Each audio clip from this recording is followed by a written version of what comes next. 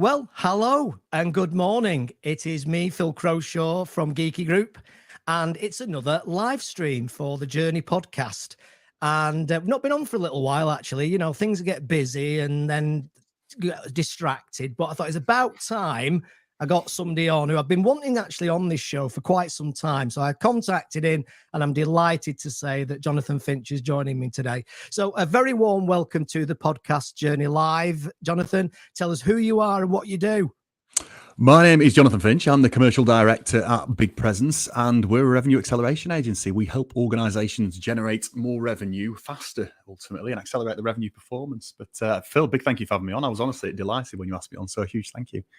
No, you're very welcome. And in a way, with these things, especially I've said at the bottom there about, sales, but it's such a massive area. And arguably, you could argue, I certainly think so, more important, arguably now, than it's ever been in terms of post-COVID, not to mention the craziness that we've got now, like wars and cost of living crisis. So let's start off. Just give me some of your thoughts on how you think sales and business development and all that kind of thing has changed, maybe say to start with, since COVID. I'm thinking before COVID and after COVID. Do you think anything's changed around the way we do it, our mindsets, or is it pretty much the same as it's always been? In some ways, hugely, and in some ways, not at all. The principles behind sales haven't changed at all. Honesty, creating relationships, making sure you're getting in contact with the right people, all of those things haven't changed. The thing for me that has changed, and this is a huge positive for the industry, is that sales tech has got so much better. We use a lot of different technology. I mean, one of my sort of hobbies, I would say, is in the evening finding new sales tech. I love finding different softwares, different systems that you can use to make some stuff automated. The word automation at the moment seems to be a bit of a faux pas. You shouldn't be automating things. I am the opposite. If it is a manual task that somebody would normally do individually and we can automate it, we do. And it's made things a lot more effective. But sales tech has definitely helped. I think the industry as a whole, we can be far more effective and do far more amounts of work and prospects and outreach by using tech and using automation as part of that process. And for anyone who is watching this, who's thinking, do you know what I could really do to improve my sales? One of the quickest wins that you can do, have a look at your sales process, have a look at those repetitive manual tasks that you are constantly doing on a day-to-day basis. We've all got them, and see how you could automate those. Most things, if they're a repetitive task, can be automated. There are certain things, though, in sales that you can't automate. You can't automate building a relationship with someone. You can't automate the feeling someone gets when they're on a client meeting with you, which obviously comes down to training and making sure that people have the right skills to get other people excited. But I think that'd be my first of tips would be look at the automation side. That's a way that's definitely got better, though. Past COVID, I think people are more happier automating things than they were beforehand. Yeah, it's interesting you should say that, because I saw a post, funnily enough, that you put out fairly recently about your approach now to using Zoom and Teams as a means of having meetings and not Absolutely. necessarily going face to face. And it was that you're indicating that you changed your views on that. Completely. Yeah. I mean, I very first started off as a telesales executive. So my entire world was using the phone. You couldn't, there's certain emotion you can get across on the phone, but not as much as face to face. And then I very much moved heavily into you should be face to face. Now, to give an example of this, I once got an inquiry through at a previous business that said, we're potentially interested in some sales training. Could you come up and see me? Looked at the postcode up in Leeds. I thought, you know what? Brilliant. Knocked the meeting I had off the next day, which was an internal one, drove up to Leeds the next day, hammered it up the motorway and turned up at what I thought was an office. It wasn't. It was sort of a terrace house in the middle of Leeds. Knocked on the door and this little guy sort of came to the door. I said, is it Jonathan? I said, yeah. I said, are you such a body? Yes, I am. Went in, very quickly realised that this person was potentially, maybe, definitely sometime in the future setting up a business. Thought it might potentially be a good idea to get some idea on sales training. So made sort of politeness for an hour, talking through a few tips, bit of hints and things, while I'm sat there going, I've just travelled an hour and a quarter for this meeting. And then I jumped in the car and I drove an hour and a quarter back. And it was sort of at that point, really, that I thought there's got to be a more effective way of doing this. Now, arguably, I should have jumped on the phone with that person to start with and done some qualification. Completely my own fault for not doing that. But all the meetings that we do now at Big Presence, we do all of them on Zoom and Teams. It's a very good way of qualifying to start with. Is this a real opportunity? Can we help this person as well? Because there's always those occasions as well where you turn up and you go, this wasn't what we thought it was. But previously, should have been doing that more on the phone. But now we do absolutely everything over Teams and Zoom. We do go to client sites. And if it's an opportunity that I need to go and present to, first of all, we will potentially go there if we need to. But the thing that I often find with even going face-to-face to go and see a client is, say, for example, I'm going to meet the board of a company and they've got 4 board members there. I normally have to wait until they're next having a board meeting and have got a slot on the agenda to bring me on. So if that's going to be next month that they've got a board meeting, and it might not be till a month after, till they've got a board meeting that I can be on the agenda for and I can go and present, my deal is now 2 months down and is going to lose a lot of momentum. On the opposite side of that, I can go, well, why don't we jump on Teams at some point this week? It doesn't matter where everybody is in the UK. If you've got board members all around, it doesn't matter if you're in the same room. And that speeds up our sales process so much. We get a lot, our sales process is obviously revenue acceleration. We're trying to make things as quick as possible and we have to practice what we preach. But it makes that process so much quicker. So as a policy across the business now, unless there is exceptional circumstances, all of the meetings that we do are on Teams or on Zoom.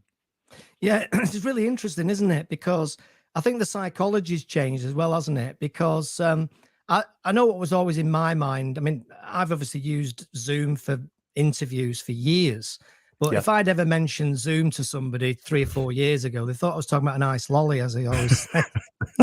and it's true. And then all of a sudden, and I always used to worry that people would, if I said, can we do it online?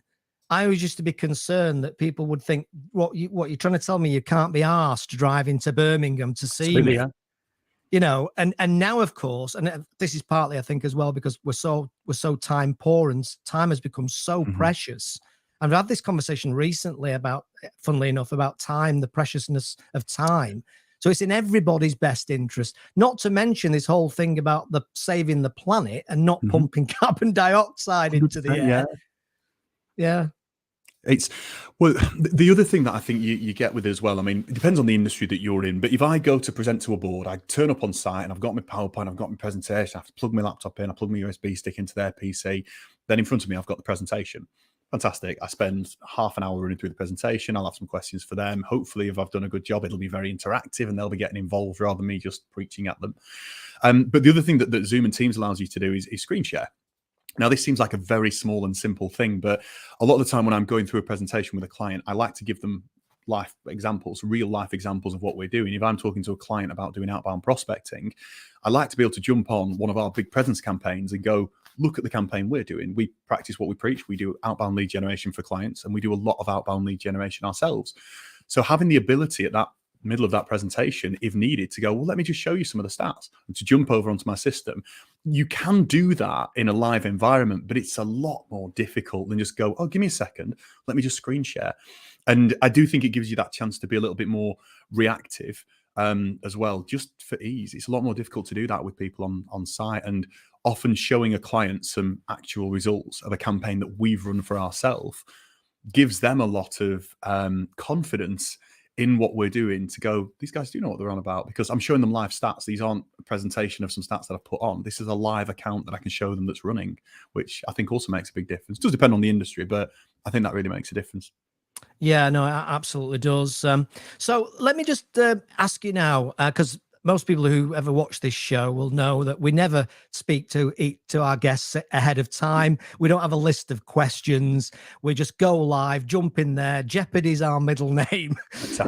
Jonathan's no idea what I'm going to ask him, but I know he knows his stuff enough. So just to kind of to demonstrate that, one of the things that I think intrigues everybody, Jonathan, is, and it sounds a bit cliche in a way, but it's almost like the biggest mistakes that people make, or the biggest errors that people make, especially when they're starting a new business. Yeah, you know, most of the time, I think it's fair to say that people start businesses based on a technical know-how. Yeah, and then suddenly somebody says, "You do know you're going to have to sell it, don't you?" And that's when they go ashen-faced and fall over. And absolutely. So what do you think are the areas that people don't think through or understand enough when they start a business or in the early stages of a business in terms of selling and business development? Very good question, Fern. I mean, I could probably talk for the next hour about this one, but what I'll do is I'll run through the process ultimately, because if you're a new business owner, you've decided that you're going to set up a business and you're selling, let's stick with professional services. It's one that people understand, and you're selling a service to clients. You're going to do consultancy as an example, and you're going to help that business get a result out of it. It might be going and helping with HR, operations, sales, business development, marketing, whatever that is. But it's an area everyone understands, consultants going in.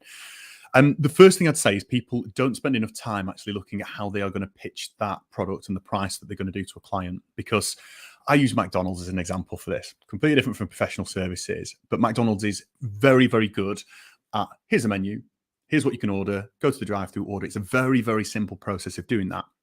And if you want a Big Mac, it's, I don't know what a Big Mac's now. I'm into McDonald's for a while, $5 for a Big Mac, or you can upgrade for another 30p. It's a very simple process.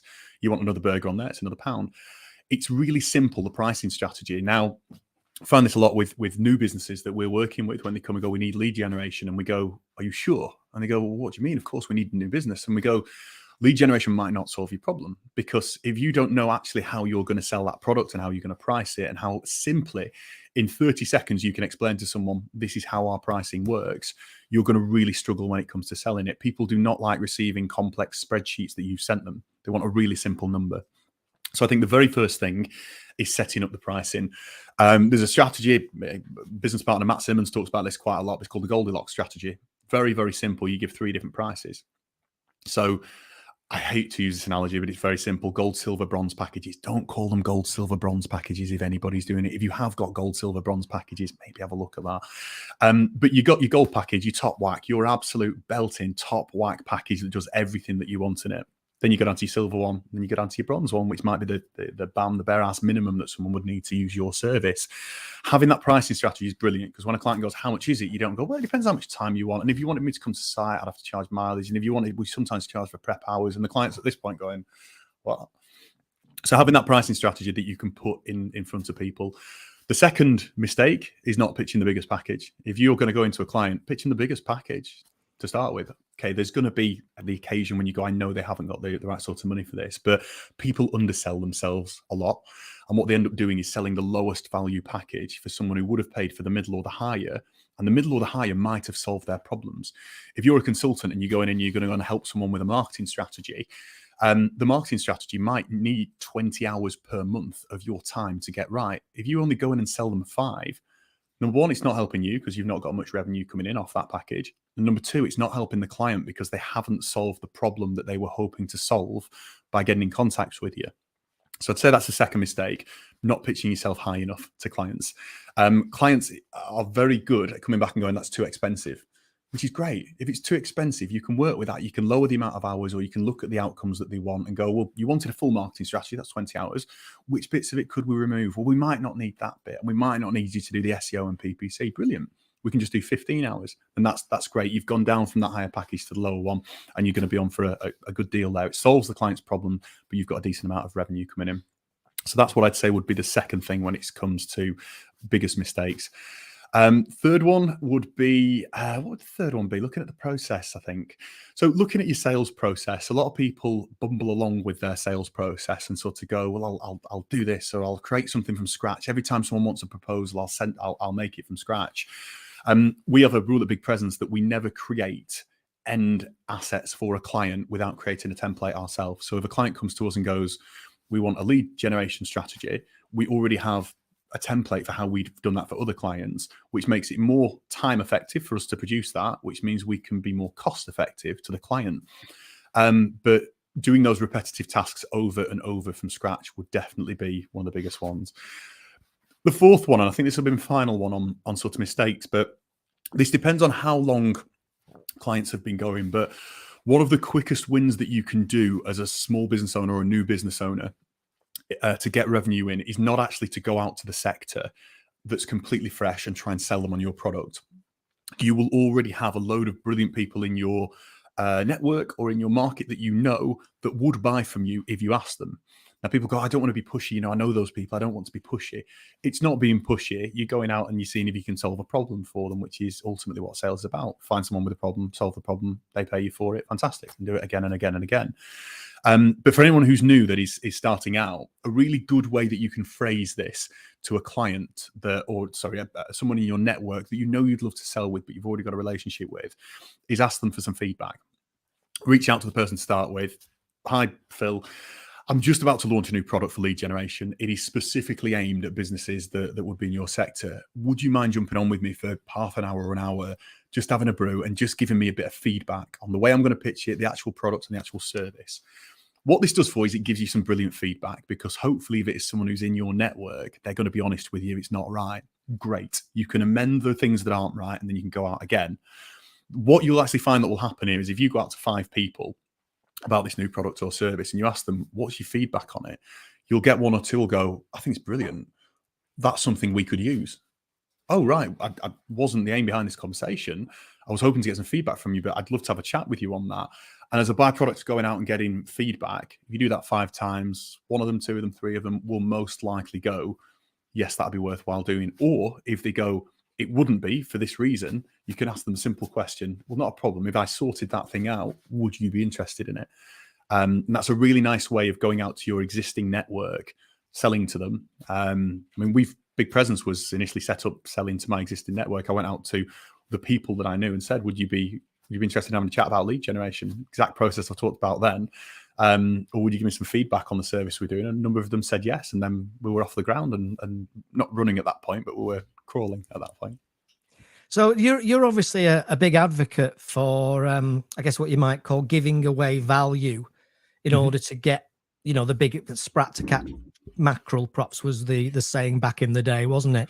Yep. Is that something that you deliberately do and do a lot of in terms of providing value? Because there's a lot of debate, isn't there? Do you give it? If you give, I'm thinking particularly services and consultancy and mentoring, all those coaching areas of service and help. Do you think it's a good idea to give away free in order to draw people in? What's your views on it? My view is give it all away.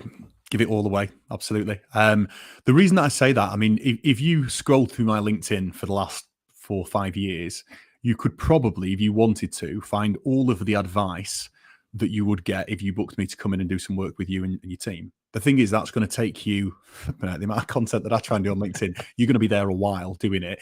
And second part, it's not going to be bespoke for your business. One of the reasons that people come to us and ask for help with revenue acceleration is because they want it bespoke, and they also want it now. They don't want to spend 6 months going back through that. Ultimately, all of the things that are talked about in the consultancy world are either methodologies that are already out there, they're remakes of methodologies that are already out there, or you could find by reading books.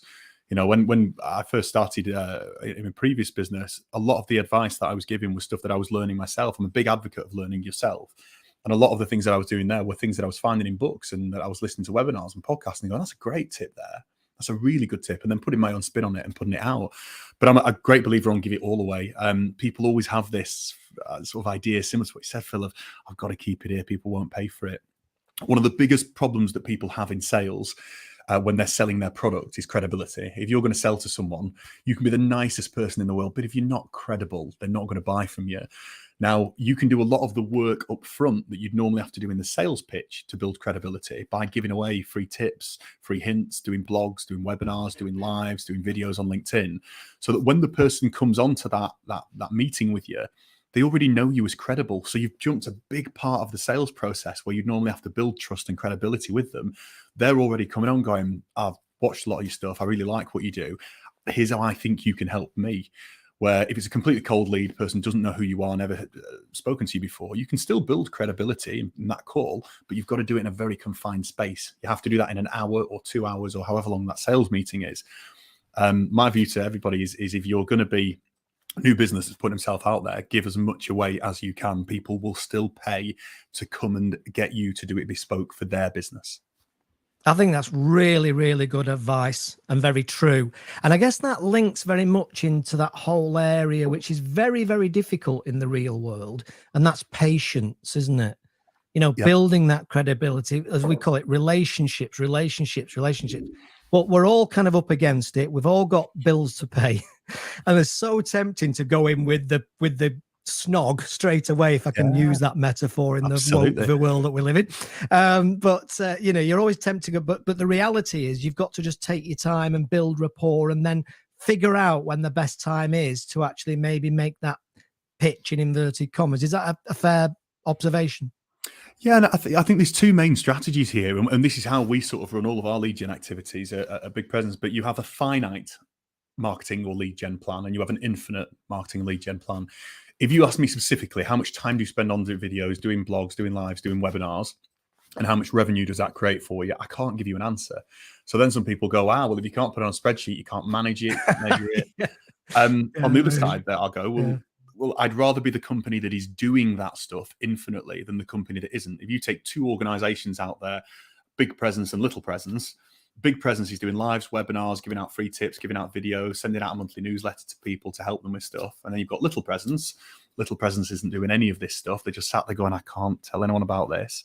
Which company's going to do better? It's a simple analogy. You've also then, so that's your infinite strategy, constantly be giving out content that people will find useful and can use and can build credibility. On the other side, we have a finite strategy. Now, the finite strategy might work in a month, it might work in a quarter, it might work in a year.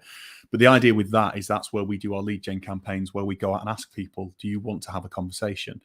And because we're building credibility on one side, when we go and ask them, do you fancy having a conversation? They're much more likely to say yes. But that comes down to your strategy around call to actions and asking for meetings. I always find that companies don't do both of these things well. They'll either be brilliant at giving away all the free stuff and putting it out there, which will generate revenue, it will take some time. But then they don't do the easy thing, which is to go out to the people that are watching it and going, do you fancy a chat? Just because somebody hasn't responded to your LinkedIn post saying, I need to have a chat, doesn't mean they're not interested. It just means you're not the most important thing on their agenda at that time when they click on it. You will sometimes get that, and you will be the most important, that they go, that's genius, I need that, and you'll get an inquiry from it. And then you get the other side of things, which is that boiler room sales approach, where we don't do any marketing. We don't really do the LinkedIn thing. We're not really on there. We just go out and hammer. Can we have a conversation? Can we have a conversation? And the fastest growing businesses, in my opinion, are the ones that have got those two strategies right. The infinite strategy of constantly putting the brand out there, what they know, and the content. But then the finite strategy of going out to people and going, can we have a conversation? I'd really like to talk to you about this. That's right. And it's also continually reminding ourselves about the difference between sales and brand, and how 100%. Brand is about awareness. And there is obviously all this ROI discussion and debate, and the finance director gets involved and is demanding to see the spreadsheet evidence, as you quite rightly point out. And yet the truth is that brand is a very fascinating thing, isn't it? And I think one of the ways it manifests itself is you get a call from somebody or an email from somebody, and you ask them, you start to talk to them, they're interested in what you do, and you start to chat with them, and then you maybe ask them at some point, how did you know about me? And they go, I can't remember. I think I might have seen you on something, or somebody might have mentioned you to me. Quite often you can't even measure it if you wanted to. No, absolutely. And again, that comes back to having that sort of, it's more of a mindset than anything, but I'd rather be the company that is doing this than the company that isn't. I mean, the whole idea behind Big Presence was to help companies make more noise, help companies become more visible. The more visible you are to your target audience, the more inquiries you are going to get. And there is a way that you can put a number on brand. I mean, we're spending X amount on brand marketing, doing all the stuff talked about, LinkedIn Lives, webinars, sending out blogs, sending out monthly newsletters, those sort of things. Have a look at the amount of inquiries that you've got coming in. And at larger organizations that I've worked at and helped and done consultancy with, that is how you measure it. The challenge is, and this is where people normally fall off, is they do it for 3 months and go, inquiries aren't really going up. And you're going, you've done it for 3 months. You've done it for 3 months. Like, what were you expecting to happen after 3 months? The good thing is with the finite stuff, you can easily check that. We've gone out to 20 people today asking, do they want to have meetings? 5 have come back and said, yes, we'd like to have meetings. How much did that cost versus how many have we got back? And it's very easy to see. But one thing that the organizations should be doing is measuring the responses that we're getting from the brand things, the brand marketing that they're doing, because that's another thing that you can track, which will give you a logical response back, but more difficult than the finite stuff. I've got a question here actually from a guy called, I think it's a guy called Jermaine. What do you Hello, think? I'm thinking guy, but I apologize if it's not, because you never know these days. Get the pronouns right, whatever you do. So I a question here from Jermaine, and he's saying that he's been told by a guy at a marketing agency that he needs to direct message on LinkedIn to people. Now, I picked this one straight away because I know there's a lot of debate around this, isn't there, about this kind of unsolicited messages. Where do you sit with this unsolicited messages on LinkedIn? Possibly the wrong. Might upset a few people. I'm a huge advocate of it. The key isn't should you be sending cold messages to people. Yes, you should be sending cold messages to people, in my opinion. If you're a business owner that wants to grow quickly, yes, you should absolutely be sending cold messages to people. It's getting a new audience out there. Again, Jermaine, going back to what we're talking about there, if you're doing a lot of the brand stuff to start with, you're going to get a lot more responses, a lot more positivity coming back from it. But I'd also say the key is here, going back to your analogy, Phil, and where you were sort of talking about snogging. Analogy I've used for years on this, but works really well. But when you're asking a client to buy from you and partner with you, you're asking them to get married, basically. And what people do is they jump onto LinkedIn, they send a cold message. Hi, I'm Jonathan. This is what I do. This is how we help organizations. Here's a case study, a link to a case study, and here's a link to my Calendly. Do you want to book in and have a conversation? Now, if you think about it, if you're going out on a Friday night and you're looking to meet a guy or a girl on a night out, and you walk into that bar and you go to someone and go, hi, I'm Jonathan. This is what I do. This is a bit about my background. This is why you might want to go out with me. Do you want to get married? Whoa, that's a very weird conversation to have. So what you probably do is go over and introduce yourself, start a topic of conversation with the person. This is how, I don't know, I was never very good at dating, but I'm assuming if you were good at dating, this is how you would do it. You'd first of all go out and you start that conversation with the person in the bar. You'd have a conversation. If it worked well, you might ask for another meeting with them, equivalent to a meeting. Do you fancy going out on a date? Date works well. You might go, do you fancy going away for the weekend? Weekend goes well. You might go, do you fancy going on holiday? Holiday goes well. You might go, do you fancy getting married? And it works up slowly in steps. If you're going to do cold messaging out on LinkedIn, yes, you 100% should be doing it, but don't go out to try and sell. Sounds like a very strange thing to do because we're all trying to sell. Go out to start a conversation. One of the techniques that we use that works incredibly well is to go out and qualify. Hiya, Phil. Is it yourself who's in charge of lead generation for Geeky Group? I was having a look online. You look like a logical starting point. Phil, you're a nice guy. You'd probably get back to me and go, absolutely, yes, it's me. Or no, you need to speak to a colleague or you need to speak to somebody else. Regardless, I've got a conversation going with you. Whether you respond and say it's you or not, there is a conversation going there, which you can then nurture into a meeting if it's right, if it's, with the right person and you've got that right to start with. But the mistake people make is they try and marry people on LinkedIn. Don't marry people on LinkedIn. Start conversations with them.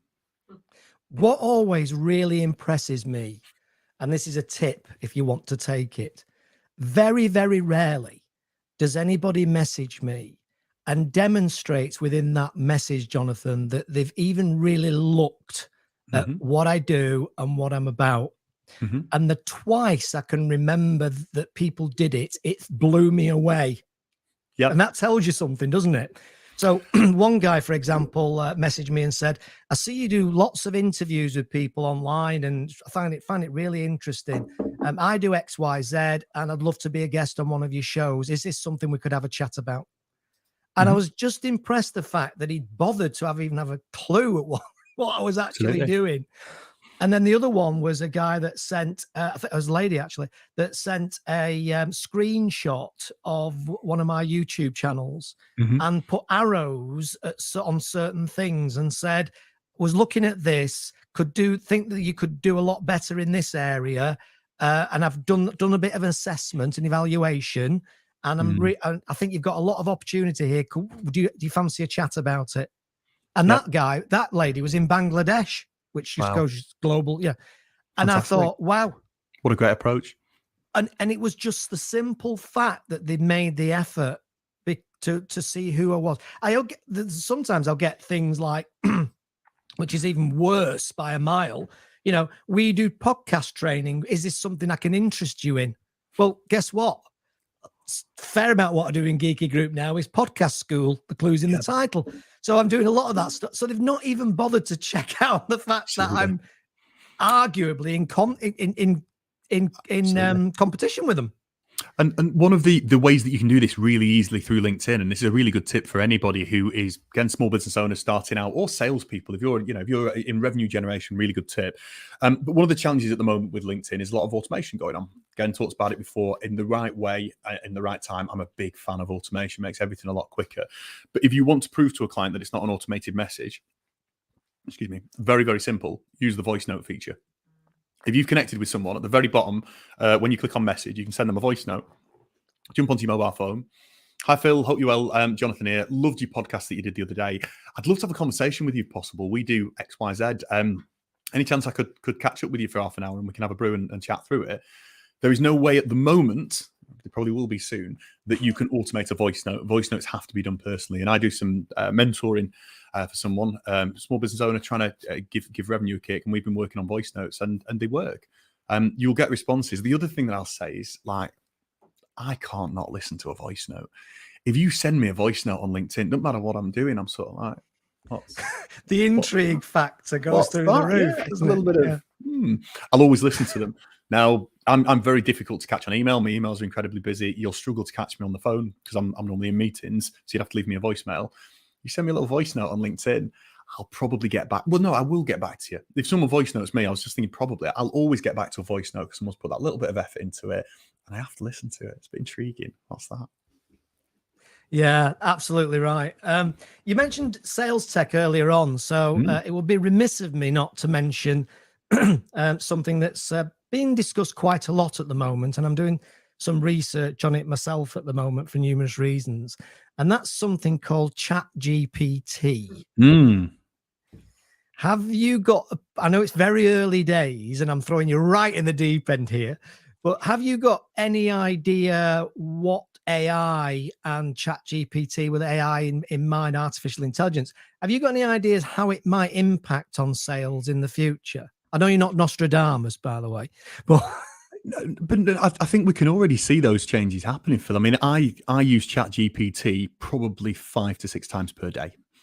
I'm a huge advocate in it. It's embedded in our sales process. If you are a client and come to us and go, can I get a proposal off you? ChatGPT will have touched that at some point.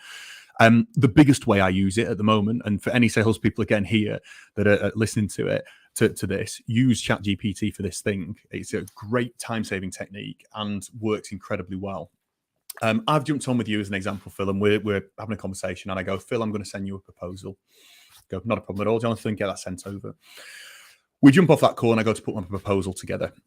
My previous thing that I would have done, and I'm going back before ChatGPT was a thing, I would have then jumped on to my notes that I'd made during the meeting. Now, when I do a meeting with a client, I always mention, when I ask them to talk about the business, I go, hope you don't mind, I'm not responding to emails, but I'm going to type up a load of notes while we're speaking. I want to make sure that I've got all the information.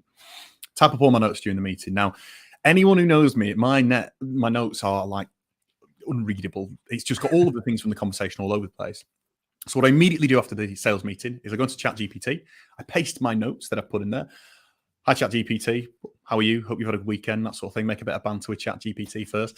And then ask it the question, can you please organize these notes for me? I want you to use bullet points when I've talked about this, that, and the other. I also want you to expand on the industry section so I can have a read through that and see if it's right. And anything else that I need out of that. Goes on to ChatGPT, get the notes out of it. My notes that were like back of a cigarette packet notes in the sort of way that they look, but I've done them onto the computer. They then go into a format. So all I do then is I edit that. I go into it and I go, that's right, you've just got that bit wrong, and I edit it. Previously, that would have could take me, depending on the client call, anything up to an hour to just edit my notes to then put in the proposal. What I've got there is a link to all of the different notes that I've taken there, and it actually makes sense and they look professional. I always have to tell ChatGPT, can you please use English spelling, not American spelling? That's one of the things I have to do at the end. But this is firmly embedded in our sales process now. Notes go up and onto a Word document or onto the CRM. Not normally onto the CRM, actually, because once I've got those back from ChatGPT, I'll then put those into the notes on the CRM as well. So if anything happens to me and I'm out of the business, one of the other directors can go on, and rather than going through my horrible notes that I've made, they're going through something that makes sense. Now, it's just one of the ways that we use it. But again, all of this new tech that is coming around at the moment is incredible. It's time saving. It helps you with things. You've got to use it in the right way and you've got to use it at the right time, but it's all time saving. And there's always going to be that human element of knowing what to tell ChatGPT, because the more specific you are on things, the better the results that you get out of it. But I'm so excited over the next few years for the sector. If you look at the CRM market over the last few years, shares went whoosh through the roof.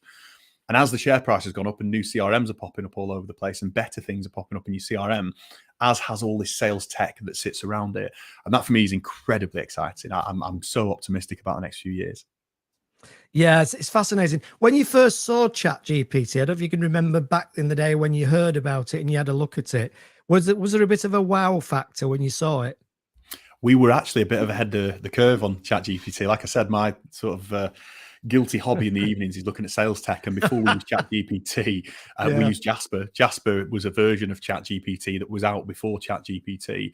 So we already used it in a different light. But then ChatGPT came along and the functionality you got from ChatGPT blew Jasper away. I think they are actually, they interlink and power each other in some way. But yeah, for me, I looked at it and went, wow, the possibilities are endless with this, really. But it's only as good as the information that you put in. Yeah, of course. And I think the fascinating thing from my perspective is that we're at the start of the journey. And I do think, and I've said it to a few people actually, ignore it at your peril. And not necessarily for today, but I think it's going to put a lot of business models under massive scrutiny and massive pressure in the coming years. And I think as a business owner, you have a certain obligation to your people and to yourself to be very aware of what's happening in the market, obviously, but also what's happening that could be a major threat as much as an opportunity. And then you can adapt accordingly. Oh, 100%. Yeah. And, you know, there was a big thing a while ago about it's going to put copywriters out of business. And I was like, it's not going to put copywriters out of business, because if I was a copywriter now, what I'd be saying is I use some AI as part of my copy, but that means I can make it cheaper, more cost effective for you. So rather than having to, you know, spend 3-4 hours writing copy, there's certain parts of that copy that I may be able to automate. I mean, the beauty of great copywriters is that they can use that emotional side of language to get people involved in what you're talking about. ChatGPT can't do that. It may at some point be able to, but it's not going to put copywriters out of business. I think it'll make them more effective and more efficient. Yeah, it's fascinating stuff. Just think it won't be long before the avatars of Phil Croshaw and Jonathan Finch are having this conversation, and we're sat on a beach somewhere. Yeah, we can look forward to that. I'll be Blackpool Beach if it's anything my end. Yeah, it won't be anywhere sunny. You said you're a man of simple taste before we came on air, so if you start telling me Blackpool Beach, that Mauritius Beach is your goal, then that kind of blows that. We'll see, Phil. We'll see. I've got another question here actually from a lady called Temi. I think it's Temi. I think it's a lady, but Temi, who is asking about the fact that she's saying that she has been told she should use the phone more. Is the phone dead or not? Is her question. Great question, and for me, no, the phone definitely isn't dead. It's as alive as it's ever been. People have been saying for a while, cold calling's dead. And my view is, well, cold calling's dead if you're not doing it. If you're doing it, then it's live, isn't it? You still get results from it. There are, I think, more effective techniques of getting out there, but I cold call. Like, I don't do it every single day. But what I will say is if I have access to someone's number online and either have the option of reaching out on email or reaching out on the phone, I'll pick up the phone and speak to them. Yes, it's a skill that you have to learn to cold call. I was, I'll say, lucky. I spend a huge amount of time in my career cold calling. I used to run cold call centers, and I also used to set up teams within the business that I was working at who only did cold calling. So it's definitely not dead at all. But what I would say is a multi-channeled outreach technique is the best. So say, for example, tell me, I'm trying to get in contact with Phil. Now, there's 3 probable ways I can get Phil. I've had a bit of a look online. He's active on LinkedIn. He's also got an email address, and he's also going to be on the phone. Phil's a busy guy, does a lot of webinars, does a lot of podcasts, isn't always going to be available on the phone. So if I constantly keep ringing Phil's mobile, he's eventually going to go, I ain't answering that number, don't know what that is, but they keep pestering me. Or he might get intrigued and he might ring it back, but depends on the person. That being said, if I email Phil again, busy guy, really full inbox, might not get back to me on that. So then I'd go to my third one, which would be LinkedIn. And then I'd jump onto LinkedIn and I'd message Phil through LinkedIn. Everybody uses their mobile differently. If you want to get in contact with me, if you ring me, 50-50 chance you're going to get me, maybe even less. If you LinkedIn me, I'm going to see that message, which means your face is on my phone. I'm now familiar with who you are. So the best outreach strategies and plans include having a multi-channeled outreach. Try them on the phone. Don't answer on the phone, go to email. Don't answer on email, go to LinkedIn. Don't answer on LinkedIn, start the process again. And then you can add different things to this. You can personalize it. Person doesn't answer on the phone, doesn't answer LinkedIn, doesn't answer on email. Send something to their office. Send something a bit wacky, a bit out of the box to their office. There's infinite amount of different ways that you can try and get in contact with people. But everybody uses tech and uses comms differently. So don't go, we should just cold call, because you're going to put probably 80% of your market out. Don't just use LinkedIn, because there's probably 50% of people who aren't on LinkedIn. Don't just use email, because you might get caught in spam filters. The key to a really good outreach strategy is having a multi-channeled approach and being able to use those different things. Yeah, couldn't agree more. On the one of the things I notice is that over the years, and I've managed salespeople myself in the past in my corporate career, and back in the day, as they say, resilience was always very, very important. The most successful people I came across, there's numerous elements to this, which I won't bore everybody with, but just suffice to say that the people who seem to do the best ultimately have the resilience to be able to say, you don't need it right now, no problem, sod it, next. Is that still a thing in 2023? Absolutely. I mean, sales is a numbers game. I mean, I often get people asking me like, oh, you can sell ice to Eskimos, can't you? And first of all, I hate that phrase because it shows a lack of qualification and target audience. You should not be trying to sell ice to Eskimos. Go and sell it to people who live in the desert. That's a much better target audience way of looking at it. I hate that phrase. Yeah. But what I would say is I get told no as much as I get told yes. Now, if I look on HubSpot at the moment, and I did this the other day, my conversion rate is between 30 and 40%. Sometimes it's 40%, sometimes 30%. People assume I close 100% of the deals that we get on. There's two ways with that. One, some people I don't want to close in the nicest way. I know we won't get on well, and I know we can't help them with the outcome that they're looking for. And two, sometimes they don't want to buy from me. It's as very simple as that. They go with another solution. There's a lot of other ways that you can generate leads than coming to us. You can go SEO, you can do PPC, you can do social advertising. We don't handle any of those things, but all very good lead generation methods. But what I would say is, as a salesperson, don't focus on the outcome, focus on the process. The outcome, yes, is that you're trying to generate a meeting or a conversation or a sale. But by following the process and focusing on the process, you're going to get better results. When I used to do cold calling, I used to get those little tags, little yellow Post-it notes, the little smaller than Post-it notes, the tags that you put in books. And I used to stick 20 of them at the top of my screen. And every time I made a cold call and spoke to a decision maker, I'd pull one off. Next time I did it, I'd pull one off. I knew that if I used to be targeted on going out to 4 decision makers and having 4 conversations per day, which ultimately, if you do that all week, is going to be 20 per week. I knew if I did 20 per week, I was going to generate between 2 and 3 sales off it. The process was to reach out and speak to 20 decision makers, not to sell 20 products. And a lot of people get to the end of those Post-it notes, go, no one's bought. The process is broken. There's nothing wrong with the process. You've just not done it enough time.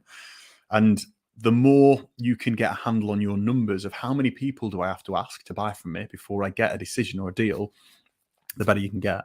There is the flip side to that, which is, well, if you've done it that many times, you want to make your process more efficient, because if you can go out to 5 people and get 1 decision, that's better than going out to 10 or going out to 20.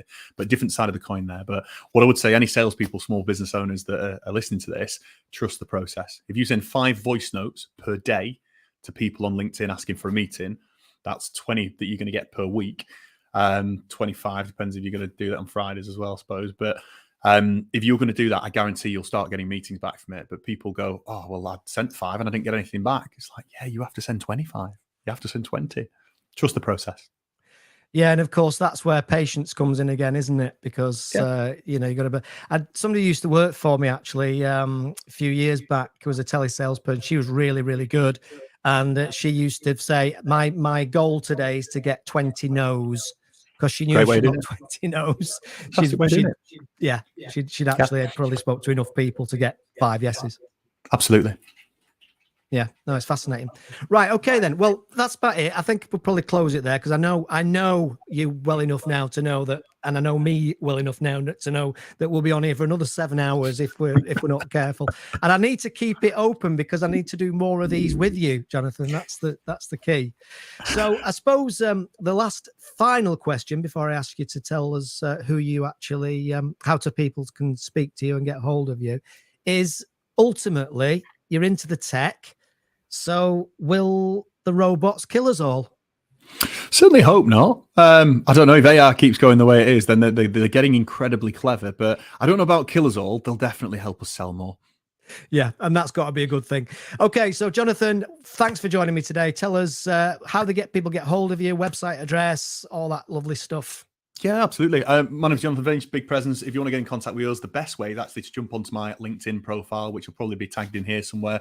If not, type in Jonathan Finch at Big Presence and drop me a message through LinkedIn. The reason that I say LinkedIn is if you jump onto that, I will get back to you at some point. If you try and ring me mobile, might not do. So again, if you don't get me on LinkedIn, though, send me an email. If you don't get me on email, ring me up. Wonderful.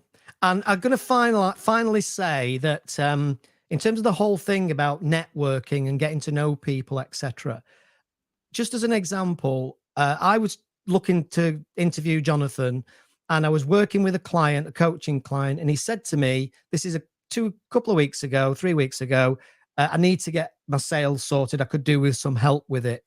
And just because I've been talking to Jonathan, or at least messaging with Jonathan about booking this live stream, I thought straight away, Jonathan. So a great example of where if you just do interesting things, talk to people, network with people, you never know where it can take you. So We're living proof of that, aren't we, Jonathan? Absolutely. Absolutely, Phil. Great. Okay, Jonathan, thanks very much for joining me today. I'm looking forward to having you on again. We're doing some live panel stuff as well, so I'd love to have you on that. Thanks very much indeed for joining me today on the Journey podcast. And I'll see you on the road, I think, as was once said by Mad Max, I think. Thanks for the invite, Phil. Really good speaking to you. Thanks, Jonathan. Take care, mate. Thank you. Bye-bye.